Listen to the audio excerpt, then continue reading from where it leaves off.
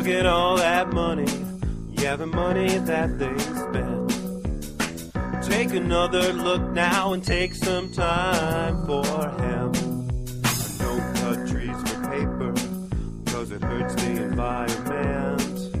Stop deforestation, yeah, it's time for hemp. Oh, an acre of hemp makes 20 barrels of oil. No need for pesticides to poison all our soil. People got no food, they got no clothes, they got no rent. Well, right now it's time for hemp.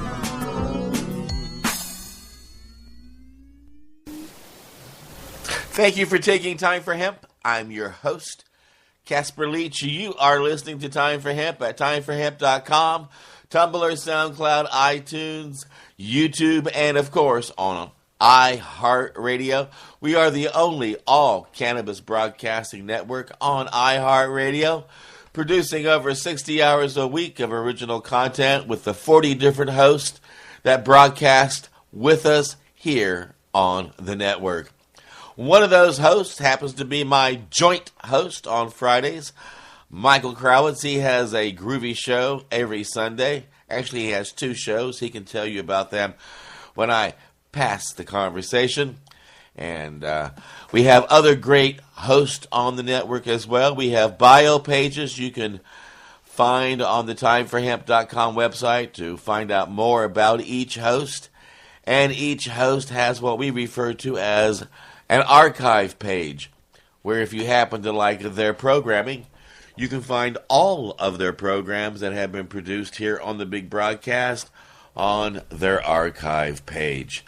Also, don't forget that anytime you hear the word joint on the big broadcast, nearly 2.5 million people all around the world pack their pipes, their bongs, their vaporizers, and twist up a joint and take Time for Hemp. Also want to say thank you to KDK Distributors for being nice enough to give us a grant to keep us loud, proud, and strong.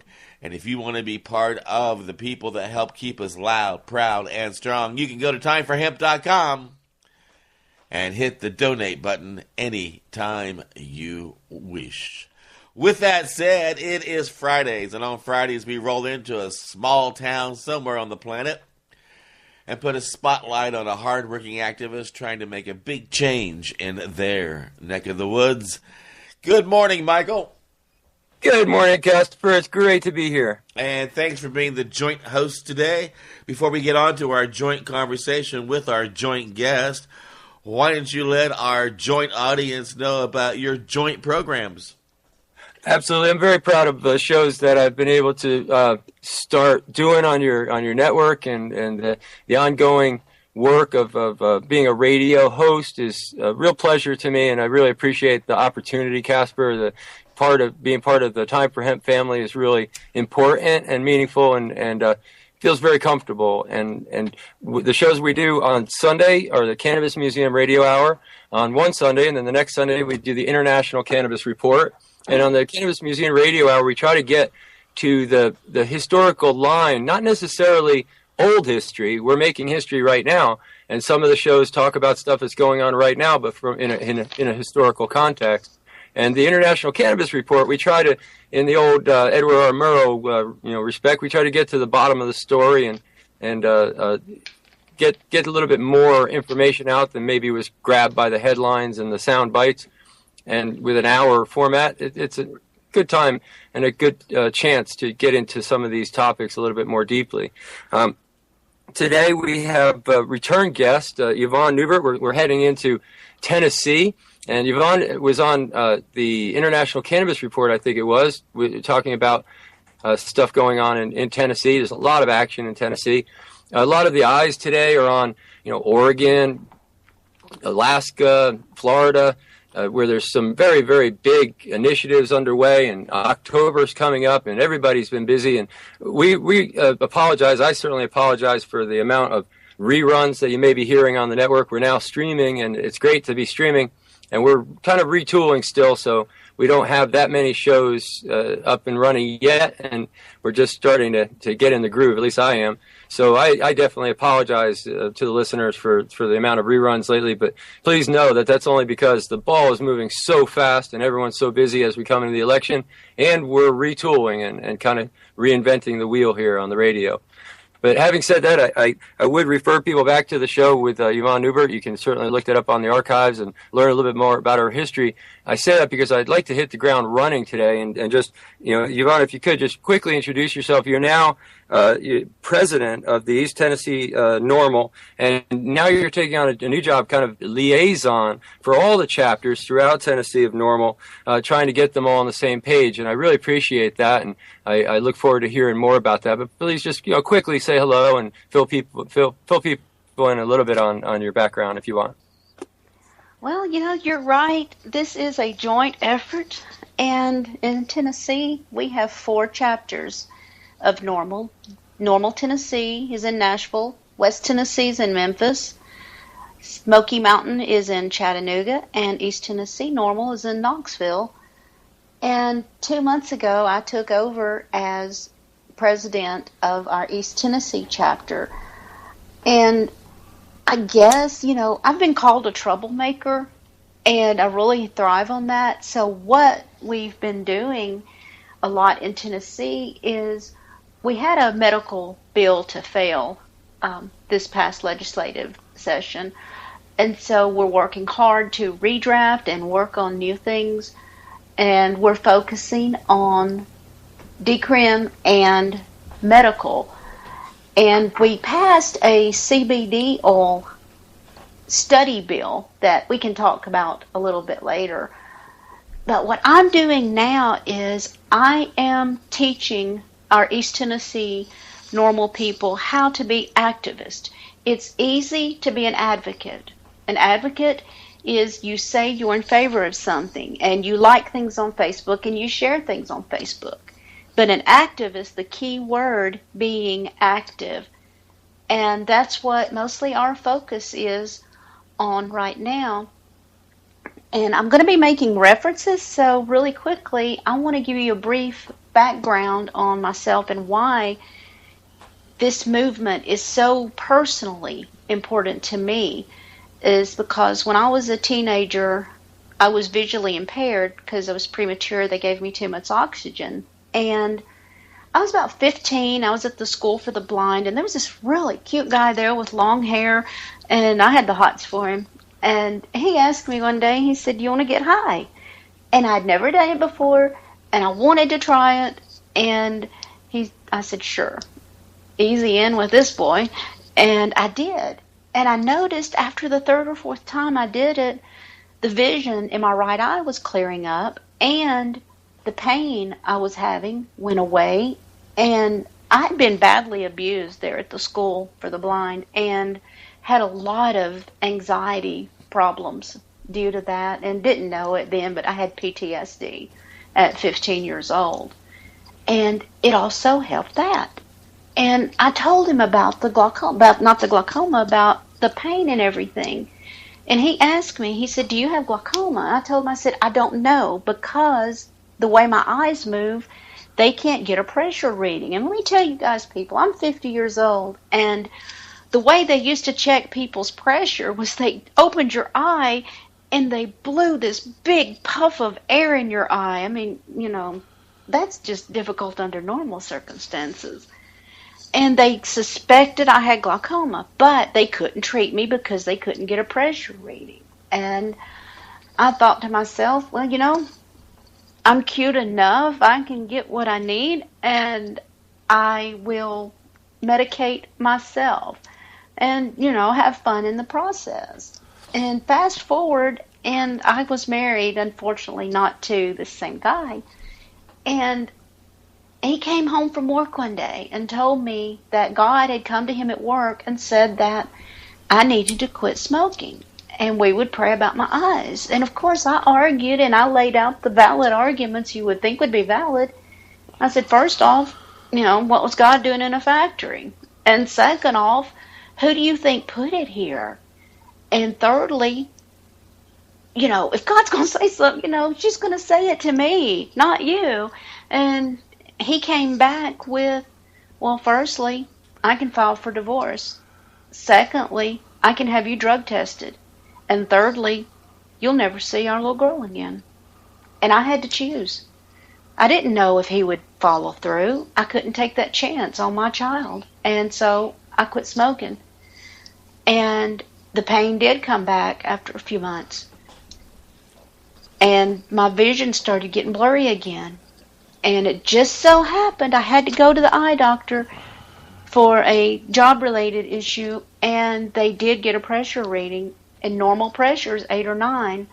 They consider your pressure being high at 18, 19. And mine was fluctuating sometime within hours between 20s and mid-60s. Think about that jump from 9 to 60s. And I ended up having, honestly, I lost count of how many eye surgeries I ended up having and how many steroid pills I took.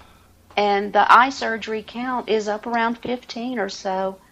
And the last one just did not work. And I lost my sight. And because of being blind, I also lost custody of my child when I did get divorced. So, I lost my sight because of the lack of the medication I needed. And now I'm in a place and I'm in a position, I will put it out there. I will put my butt on the line for this movement, because what happened to me should have not happened. But I still have my voice, and that's what I'm using. I'm using my voice to speak for those people who have cancer that this could have helped, and who have cancer and going through chemo, and that's horrible, horrible, horrible. And for the children who need the CBD oil, I'm fighting for them. I'm fighting for all of us. This is not about me anymore. It's about the whole movement. Okay, that's who I am. Now that you said that, what were you talk about? What you were talking about earlier about how now you've become kind of sensitive to something you've seen all along. This kind of, I guess, nervous reaction of people to make a joke about cannabis when you talk to them about using your cannabis as a medicine or trying to gain access. The funny thing is, I'm not the one that saw it. It was a girlfriend of mine who has glaucoma. And we were just talking. I called her and hey, I'm going to be on this show. And she said, it's funny that people, when they talk about cannabis, they're like, hey, yeah, I got glaucoma. Give me a joint. People, that ain't funny. That is not in no way funny. And we are in a serious issue here. This is deadly serious. It's not a joke. The president has made jokes about it. He's made jokes about it, but he won't do anything about it. Congressmen, our legislators, people laugh at this. Me and my vice president, Lynn Armstrong, actually met with the chief of police in Knoxville.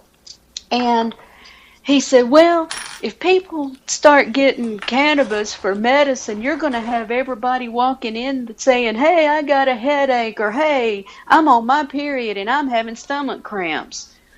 Yeah, I did not even lose my cool. I wanted to, because that right there, and I asked him, I said, have you ever had a period? I don't think so. And then I changed the subject because I was in his office and in his house, and I wasn't there to argue with him. Well, good job restraining yourself, because I would have had to have cracked up laughing if I thought that. You've never had a period either, have you? No, I definitely have not ever had a period, and I can't empathize at all. Well, people having a nervous reaction where they chuckle or make a joke, even the media, is one thing. But this reminds me of another line of thought. I think it was attributed to Martin Luther King. Probably he quoted it from Gandhi. But he said that first they ignore you completely, and then they laugh at you. Then they try to destroy you, and then you win. And I think we've actually gone through just about every phase of that, where we would go to the legislature. We went to the legislature in Virginia a few years back, and the pharmacist that presented the bill was greeted in the break room, the legislators' break room, with a tray of brownies as a joke. And that kind of humor, I think, was a little bit more than just a nervous reaction. These guys were making fun of us, trying to just destroy us by making fun of us, that we were trivial and we didn't matter. We do matter, and we've gotten past that. I really am so disturbed by some of the things that I see, like the American Psychiatric Association or Kevin Sabet or others that are going around fighting old fights. We fought the fight over whether medical marijuana was real in 1995. Well, actually, in 1937, yeah. when Prohibition first took place, it was the American Medical Society said, hey, wait a minute, you're going to be depriving people of the medicine that they need. That was in 1937. This has been an ongoing fight. And the funny thing is, I'm really thinking this was the first lobbying effort. Real, lobbying effort from big companies. We're fighting this on so many different fronts. That's why groups like Normal, MPP, all of the cannabis groups are going to come into play. And that's why shows like yours are really important, because this is going to help get other people on the same page. Yes, it's not an easy fight. It is so broad. We're fighting on a medical issue. We're fighting on, a black man is 4 times more likely to be arrested for cannabis than a white man. And I tell everyone that in our group, we're doing an education. That's what we're working on right now, is educating our people to be activists. And one of the things is you've got to look back at how this all started. And it didn't start on scientific evidence. It started on racism. It started on big companies. That's what the issues were. And, we've got medical. We've got the criminal aspect of it. We've got the freedom of choice and responsibility aspect of it. And all of those, we're going to have to draw those together and fight, choose our battles, and that's going to be hard to do. I got to choose my battle here. I got to choose the battle of making budget payments. And in order for us to keep our budget, we got to do commercial breaks. So we're going to do that. And then we're going to listen to a song about how fantastic marijuana is. And then we're going to come back and pick up where we left off here at Time for Hemp.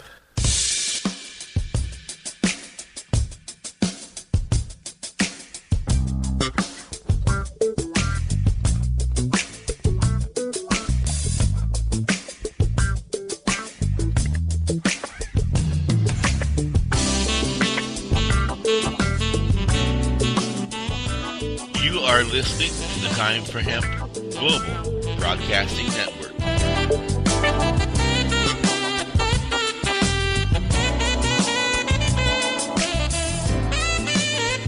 Please share us with your friends.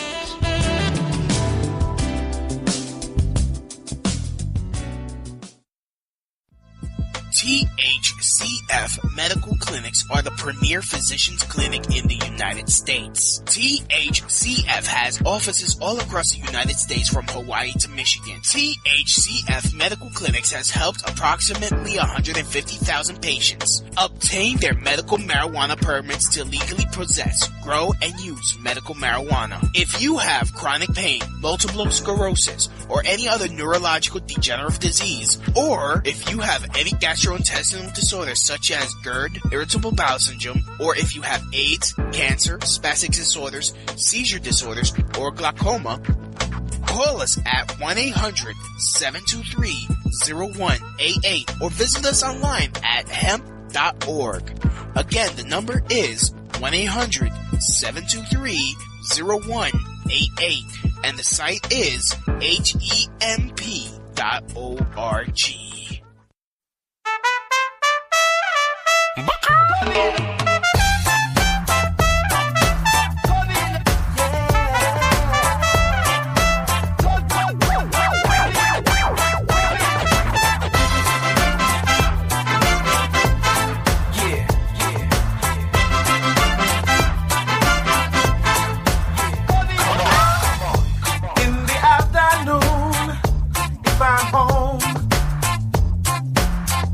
I smoke marijuana, and in the evening time, when I'm alone, I smoke marijuana, oh, marijuana, oh, marijuana, oh, I got my ganja. Like a rasta, in the morning light, I lie awake.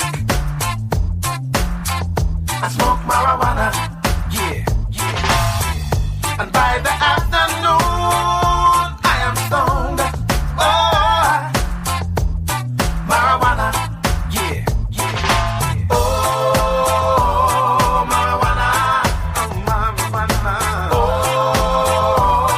marijuana.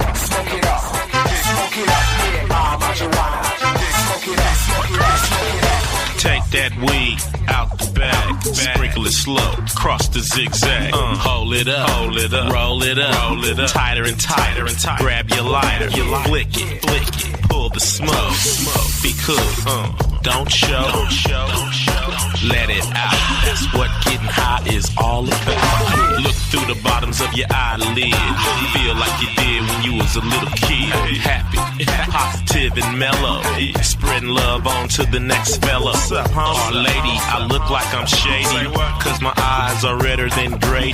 You know the boys from my neighborhood, we look real bad but we feel so good. And if I'm old and gray and I live alone, What you gon' do, homeboy? I smoke marijuana, I'ma be right there with you, come on.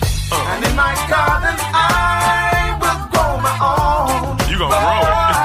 Hey, Marijuana, sing it, come on. oh, marijuana, Hey, speaking of which, oh, marijuana, can you pass that over here, please? oh, I got my ganja. I'm about to get my ganja. Yeah, Dread like a rasta, come on, dread it like a rasta. come on. Oh, I got my ganja. I'm finna get the blunt. Yeah, man. Dread like a rasta. Let me hit it one time. Oh, how I wish I was in Jamaica. Hey, we can go there. We dress like a rasta. Oh, Yeah, man. I got my ganja. I got my ganja. Dread like a rasta. What's up? Yeah. Marijuana, gonna burn it up, Yeah. Marijuana, gonna burn it up, Yeah. Marijuana, gonna burn it up, Yeah. Marijuana. Yeah, I'm going to burn it up. I'm going to burn it up every chance I get. I'm helping the DEA destroy marijuana in my neck of the woods, one bowl at a time. And I will continue to do so until God calls me home. And for those of you who don't believe in God, I'm going to do that until, ironically, the universe decides that my time is up. Ha! With that said, I want to remind you that you can find us all around the clock, 24 hours a day, 7 days a week, broadcasting at timeforhemp.com. You can also listen to us on iHeartRadio. And Time for Hemp Broadcasting Network is like your favorite marijuana. It's best when shared with friends. With that said, I want to remind you we are having a joint conversation with one of our joint friends here on the joint broadcast. My joint host today is Michael Krawitz. And Michael, we are having fun with our joint guest on Small Town Fridays. Yes, we are, Casper. Yes, we are. You know, what you said just then reminded me of something. Ed Rosenthal, our great colleague, Ed Rosenthal, said that he was going to put in a bid at the U.S. federal government in their eradication program and put us out there as cannabis enthusiasts, and we would eradicate all the marijuana that they need to eradicate one joint at a time. That's right. That's our way of help. Which, by the way, we are having a party every night of the year for the next 365 days. Those of you who want to join in celebration of saying goodbye to the hypocrite that was in charge of the Justice Department, Eric Holder. It's about time we say goodbye to that clown. The only problem is with the circus in charge of Washington, D.C., we are only going to be putting another clown back into that seat. Since you mentioned that, Casper, on the very last day of A.G. Holder's term, he finally mentions that the schedule number for marijuana is probably wrong because it's scheduled at the same classification as heroin, and that's just pretty much obviously wrong. Good timing, the last day of his tenure. That always happens, and it's so frustrating. My wife was like, well, he said it, but what does that do on the last day of your term? What meat does that have? What policy implications does it have? None. Well, he's still in charge until they find some other clown to take his place. So we'll have to keep an eye there on the ring that he's dancing in and see what he pulls out of his pocket. That's a hopeful thought. Maybe the next one will come in on the note that the one left on. We'll hope. So, Yvonne, I found it very intriguing when you were showing me the work that you've been doing there in Tennessee. The very first question that you asked your fellow Tennessee Normal members was, do you know who your representative is? What's the name? No, I didn't ask them, did they know? I asked them, who was it? Because this is something you should know. Well, I had to look up my own because I couldn't remember my own delegate's name, but he just took office not that long ago, so I guess I let myself off the hook. But that's an important one for you folks out there. If you want to change the law, you need to engage the law. And while the work that we're doing out in the field, the media work that we're doing, the change that's underfoot in the opinion polls, that needs to be put into action. And the only way that really can be put into action is if you show up, right, Yvonne? Well, what we're doing here is we're meeting with our local officials. We have met with our chief of police, you know this. We have met twice with our mayor's office, and the first meeting with our mayor's office was with the communications director because the deputy to the mayor was sick. He really was sick. It wasn't no ploy. And he told us, he said, I have not heard from anyone on the cannabis issue. My friends out there, this is very important because if they don't hear you, if you don't speak, they don't hear. And if they don't hear, they don't act. You never know what can be done. And I used to be the same way. I used to say, you know, what the hell? They're not going to listen to me. They're not going to do what I want. They're not going to listen. And everybody in the country knows who Lamar Alexander is. And our other state senator is Bob Corker. And there was a group of blind people, the National Federation of the Blind, and they were going to take the vending stand, part of the vending stand program that's set up for blind people, business enterprises, and they wanted to take the rest areas and put it back into the hands of the public business. And instead of just sitting back and letting it happen to them, this group of blind people went to D.C. They go every year, and they went to D.C., and Bob Corker and Lamar Alexander were both going to vote against the interest of the blind people on this, they changed their minds. They used data, they used stories, they used statistics, and they came prepared, and they actually changed their minds on this. So, it can be done. But it's not going to get done if people don't try. If you don't make your stand, it's not going to happen. So tell us a little bit about, like, let us be a fly on the wall with your meeting with the mayor's office. What were their concerns? What seemed to be of interest to them?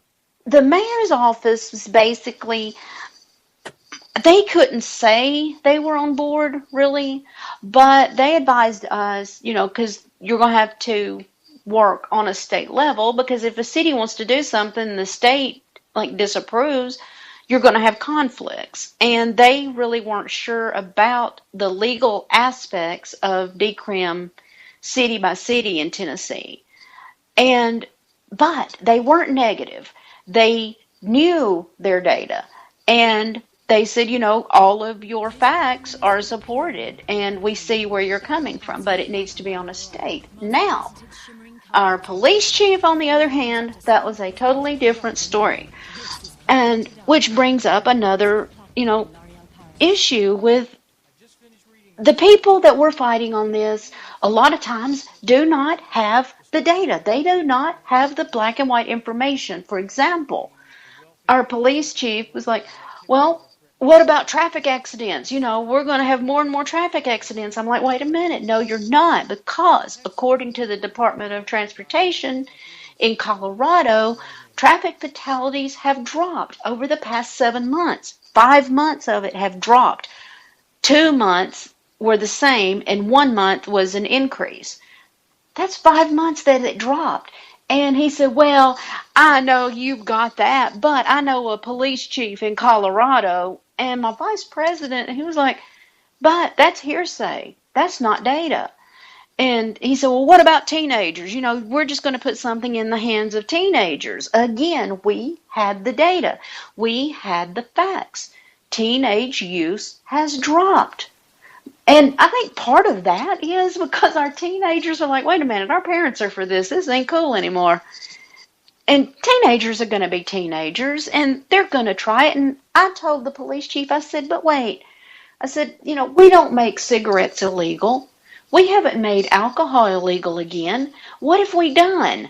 And he sat there like a bump on a log. And I said, I'll tell you what we've done with cigarettes and alcohol and everything else and seatbelts. We have educated. And that's all it's going to take is education. And he said, well, there's no health benefits. I'm like, again, we have the data. And one thing, though, everybody has been in agreement with is that there is a really bad opioid pain medicine problem. We have a bad narcotics problem with pain clinics and everything in Tennessee. And an example being, and this is what I told them, I fractured my knee real bad last year, and then I refractured it, and I went to my doctor, and he gave me, I think it's like 10 hydrocodone to help me get through the initial really bad pain. And plus, I didn't have anything to smoke at the time either. So, and the next month, I got a phone call, and I had already discussed with my doctor, this is a one-time thing. I said, the date will probably run out on these pain pills before I take them all anyway. And the next month, I walked into my doctor's office, and they said, you're going to have to pee in the cup. I'm like, there's a problem because I can't pee right now. And they said, oh, well, we're going to have to do the swab. I said, you're drug testing me? And they said, yeah. I said, why? And they said, because I had narcotics the last month. And I knew I was going to fail the test. I didn't care. And I told them, I said, well, what if I don't want to take the test? And they said, well, you won't be able to see the doctor. And I'm like, okay, whatever. I said, let's go ahead. Let's waste some taxpayer dollars. I'm ready to tell you what's going to show up in my drug test. And they did the swab. And, oh, God, that was the nastiest thing. It was gross. And then I got back to the doctor's office, and my doctor wasn't there. It was another doctor. And she asked me a lot more questions. And I said, well, what about a knee brace? And she said, well, we can get you a knee brace. And I'm like, okay, cool. And I asked her about another medication that's made just for totally blind people that have it's called non-24 sleep disorder. And she said, well, I can't prescribe that. I'm like, why not? And she said, because this is a pain management appointment. You need a primary care appointment. I'm like, this is a what? And it was then I realized that they didn't even tell me that it was a pain management appointment. I didn't even know that this place was a pain management clinic because it wasn't on their website that they were. And so I got out and I was in the waiting room, and the lady came out and she said, well, here's your prescriptions. Not prescriptions. I only got a knee brace. What's the other one? And she bent down and she said, it's for narcotics. And I'm like, it's for what? And I'm like, I didn't ask for narcotics. She didn't tell me she was going to give me narcotics. And so I stuffed the prescription in my pocket and I got home and asked my husband. I said, can you tell me, how many did they give me? Because I thought, again, they might give me like 10 or so. And he said, he looked at it and he said, if we were unethical, we'd be rich right now. And I'm like, why? And it was 10 milligram hydrocodone. I called the doctor's office. I said, I want an appointment, a primary care appointment. And I said, and while I'm there, I want to talk to your office manager. And they said, are you having problems? I said, nope, I'm not having problems. I said, I got issues. And I went to the doctor, and of course my regular primary care doctor was as upset as I was. He's a minimalist, is what he said. And I told the office manager, I said, I was not even offered anything else. They didn't talk to me about a TENS unit, the electricity use for pain. And now, though, at this one doctor's office, they have changed their policy to where if somebody comes in with pain, they have to go over other options with them. It's not the complete change I want, and it's not the cannabis change I want, but it's a start. Well, speaking of being a minimalist, I have to jump in here. I'm also a minimalist, but it's not by choice. It's because we could use a few new sponsors here on the network. So if you have a product or a service that you would like to introduce to the global marijuana movement, all you got to do is contact us here at Time for Hemp.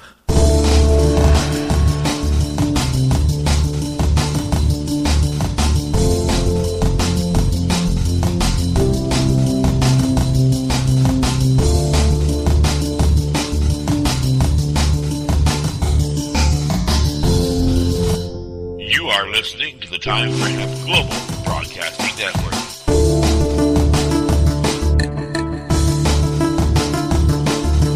The only broadcasting network dedicated to ending the global war on drugs on iHeartRadio.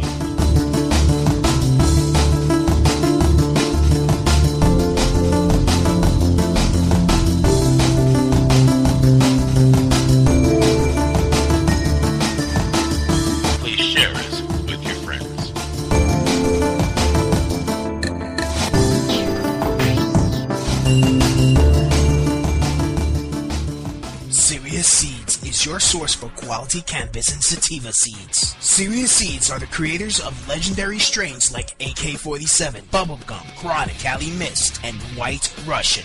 The AK-47 is probably the most awarded strain on the planet. The high THC content of AK-47 makes it the perfect medical strain for patients seeking quick pain relief. Cali Mist is an almost pure sativa. Female medical cannabis patients have reported that this strain helps relieve menstrual cramps. Serious Seeds just acquired another Dutch high-quality seed bank, Magus Genetics. From now on, Serious Seeds can offer you even more award-winning strains. The fine folks at Serious Seeds strive to breed the best cannabis genetics that they can find, so patients can rely on the effectiveness of their medicine. Go to SeriousSeeds.com to grow your medicine. That site again is SeriousSeeds.com.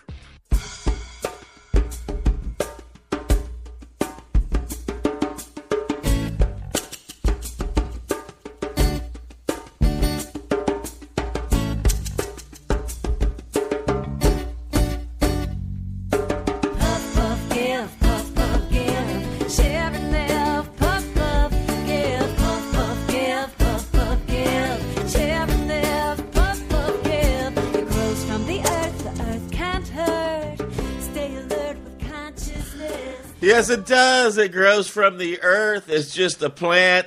It's not like when you're walking down the street, it's going to sneak up behind you and hit you in the back of the head with a board. It's not like when you're sound asleep at night, the plant's going to grow up quietly through your window and grab a hold of the kitchen knife and kill you and your family.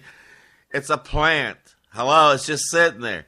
And how you use it, like anything else, depends on how you and the environment and yourself will be affected by it. I mean, okay, let's see. If you take cocaine and you put it in a chemistry set, turn it into a powder form, and snort it for a year, well, you might not be here. But if you take the buds from this plant and dry them out and smoke them for a year, good chance you might gain 4 pounds from the munchies. And you'll still be here. You can also take this plant and use it for paper, fiber, fuel, food, and like today's conversation, medication. And to have it outlawed is a sign of stupidity. So if you're listening and you believe that marijuana needs to be an outlawed substance, prohibited and banned, let me just tell you right now, with all the facts that are out there, with one Google search, you can learn the truth. All I can say to you at this point is, you're stupid. And those of you who understand the reality of the facts, I'm sure you're as annoyed by the stupid people as I am. With that said, let me pass this joint conversation over to my joint host, Michael Krawitz. Thank you, Casper. Thank you. It strikes me that the problems that we're seeing, we don't have a lot of radio time dedicated to oxycodone. In fact, I don't think there are really that many advocacy shows that even talk about, even though we have like LEAP, Law Enforcement Against Prohibition, that works on legalizing drugs, I don't think there are very many forums that you can actually become educated about the history of oxycodone and the history of how these drugs are handled. So just a very, very, very short history lesson. In 1914, there were doctors writing into journals talking about this new concept called addiction that was being created by law. Because before then, you only had patients that had tolerance or withdrawal, and you had medical problems that were dealt with by doctors. And after that, all of a sudden, you had this new quasi-legal thing, addiction. And now, today, we have all these problems, and the drug warriors act like they're our problems, like legalizers own these problems. And I'll tell you right off, we don't. The drug war from 1914 on created these problems out of whole cloth. The problems on the street to oxycodone are problems that were created completely by the policy. And drug testing someone is not going to prevent drugs from hitting the street or prevent overdose or prevent anything. In fact, drug testing people just make sure that someone using medical marijuana gets kicked out of treatment and that they're not able to use cannabis as an adjunct, and so that they have to use more oxycodone and they're more likely to become an overdose case. And I think it's just very par for the course that we have policy creating the very problems that the politicians and the drug warriors and this idiot sheriff cop would like to promote and propagate to solve the problems that they created. So there's my soapbox for the morning. I think that we have a lot of work to do with the status quo. I don't know that the public needs to know much more than they already know. That it's like 85% in favor of medical marijuana, I think, in the last poll down in Florida. We've already won the public forum over, and they know how to Google marijuana, which apparently is something that baffles law enforcement, at least current law enforcement. Former law enforcement seems to be able to find that Google button. So I don't know. What do you think, Yvonne? Well, you hit on a good point there with the former law enforcement. And it's really hypocritical, especially in law enforcement, because one of the major big problems in law enforcement is alcoholism among our police. And I mean, that's really, really hypocritical. If somebody who is in the business and are a policeman, knowing that a lot of their co-workers or some of their co-workers are alcoholics and have drinking problems, but at the same time, they want to bash this innocent little plant. And that's what it is. It's an innocent little plant. And, back to the narcotics issue. in states where cannabis has been made legal in some form or other, full out or medical, the accidental death rates from people using narcotics has decreased 25 point something %. That's data that you can't ignore, or you shouldn't be able to ignore. And I mean, look at it now. Right now, was it 23 states have legalized medical, 2 have legalized outright. I think it's 20 states or 16, I'm getting my numbers wrong, but 20 or 16 states have decrimmed, and either 20 or 16 cities have decrimmed. The world hasn't come to an end, you know, and we're still in a learning period, I think, because we know how to collect our data. You know, we know how to present our data to the opposition. But people, it's voting season. November's coming up. Vet your people running. Look at the people who are running and see who is most likely to be on the side of cannabis. And if they're not in your district, if you can't vote for them, get out there and campaign for them. If you are for cannabis legalization, put a magnet on your car. And are you going to be targeted for doing something like this? You could be, and people have been. But something worth fighting for is something worth fighting for.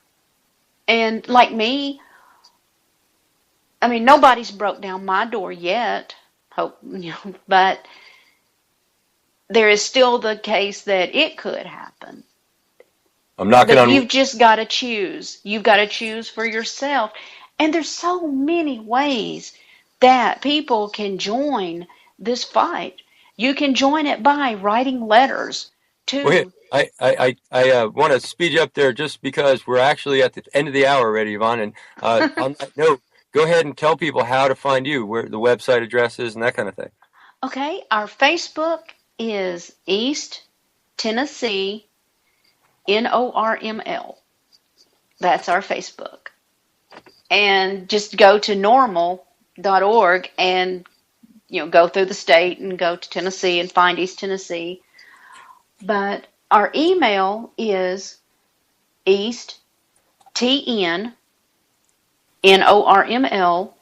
at normltn.org. Again, that's EASTTNNORML at norml.org. Thank you. I thank you so much for coming on today and being on Casper's Time for Hemp Small Town Fridays show. And it is a courageous act to be an activist in Tennessee. Certainly a lot harder place to be an activist than maybe right now in California or Washington State or Colorado. And it's worth it. It's so worth it. And I really appreciate it. And I thank you.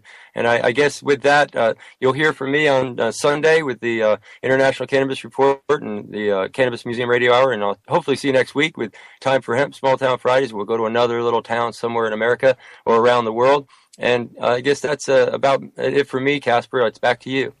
Absolutely, and I want to thank you, Michael, for being part of the Time for Hemp family. It rocks being able to have our audience hear from you on a weekly basis.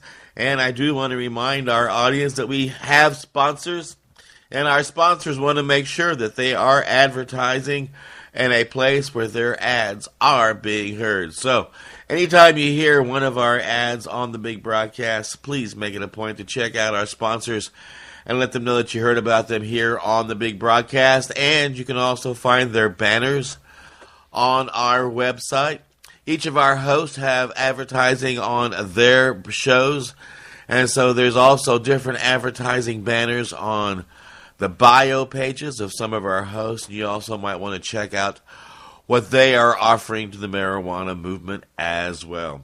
Please let your friends know that we are found on iHeartRadio, Tumblr, SoundCloud, and iTunes.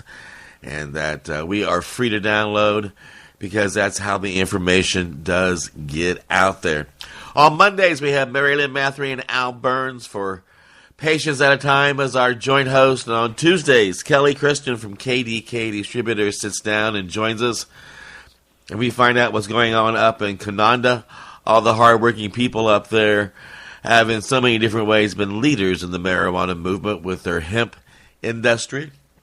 Wednesdays, we got Peter Criss, founder of Law Enforcement Against Prohibition, or as he says, he's one of the founders. He's our joint host. Make it a point to tune in and listen to many of their speakers come on to the broadcast and share with you their information. Thursdays, Paul Stanford normally rolls in from wherever it is that he's working around the world and talks about what's going on in the voting booth in America. And on Fridays, as you've just discovered, Michael Krawitz and I roll into a small town and put a spotlight on a hardworking activist trying to make a big noise in their neck of the woods. So, there's a lot going on here. A lot of our hosts, from Judge James Gray to Ben Swan to Chris Conrad to us, are dedicated to raising the voice of the marijuana movement and letting everybody know just how important it is to take time for hemp. Look at all that money, yeah, the money that they spend. Take another look and spend some time for hemp. Don't cut trees for paper, cause it hurts the environment. Stop deforestation, yes, it's time for hemp. Whoa, an acre of hemp makes 20 bales of oil. No need for pesticides to poison all our soil. People got no food, they got no clothes, they got no rent. Well, time for help! Yeah.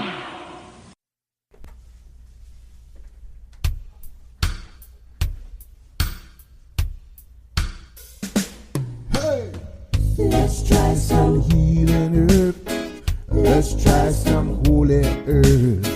Let's try some nice cannabis. Let's try some. Oh, yeah. Let's try some cinnamon. Let's try some Colombian. Let's try some nice cannabis. Let's try some. Oh, yeah, yeah. Let's try some cinnamon. Let's try some Colombian. Let's try some nice cannabis. Let's try some, yeah. Let's try some Kush, man. Let's try some chronic, yeah. Let's try some nice cannabis. Let's try some, why, yeah. Let's try some healing herb. Let's try some holy herb. Let's try some nice cannabis. Let's try some. We got the taste for some Kali man. We got the taste for some Kachi man. We got the taste for some Kali man. We got the taste for some Kachi man. Let's try some nice cannabis. Yvonne now. We got the taste for some Kali man. We got the taste for some Kachi man. We got the taste for some Kali man. Let's try some nice cannabis. Yeah, man. Let's try some healing herb. Let's try some holy herb. Why, yeah. Let's try some nice cannabis. Let's try some. Let's try some cinnamon. Let's try some Colombian. Why not? Let's try some nice cannabis. Let's try some. Yeah, man. Let's try some Kush, man.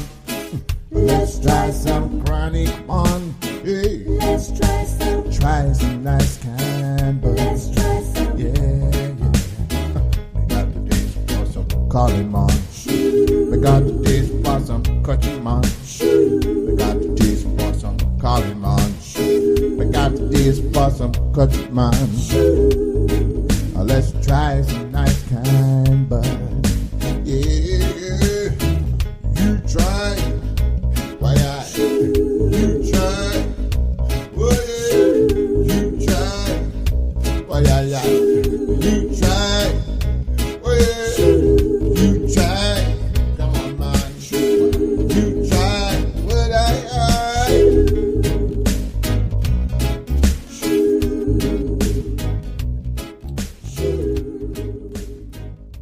If all the countries of the world would spend time to study marijuana and bring all the medicinal purposes or the medicine out of it to be good for the human race.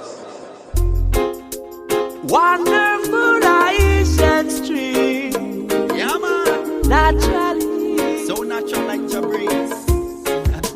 Just trees. They'll tell them Chesedek. Wonderful ganja tree. Yeah, man, straight herbs you're promoting. Worldwide. Rusting you alongside Chesedek. I like I'm for the tree. That's right. Tell the Babylon them give the herbalist some free. From Jamaica to Belize. I like I'm for the trees. Tell the Babylon them give the herbalist some free. Yeah. We want to be free like the birds, free like the bees, free like the fishes where you're swimming at your sea, free like your rivers and your mountain streams. I want to be free like the breeze blowing through my ganja leaves. Tell Babylon, please don't cut down with trees from Jamaica to Belize all over the West Indies and worldwide. Them are destroy the ozone layer and the sacrament for my prayer. I like it. We like it. For the trees. Tell the Babylon say we give the herbalist some free. From Jamaica to Belize. I like trees. I'm for the weed. Blaze it, man, blaze it. Tell the Babylon them give the herbalist some free. Give the herbalist them some breeze. Say this a one of the herbalist tune. This a one of the ganja man song. Passing to one Chesedek, say feel like a bonus split. Make we all a jack meditation. Tell me why them fight the herb man. The farmer plant the herb and send him children to school and buy a car. Cannabis not do we no harm. Marijuana only keep us calm. I like. Yeah man, we like it. I'm for the tree. For the weed and the trees. Tell the Babylon them give the herbalist some free.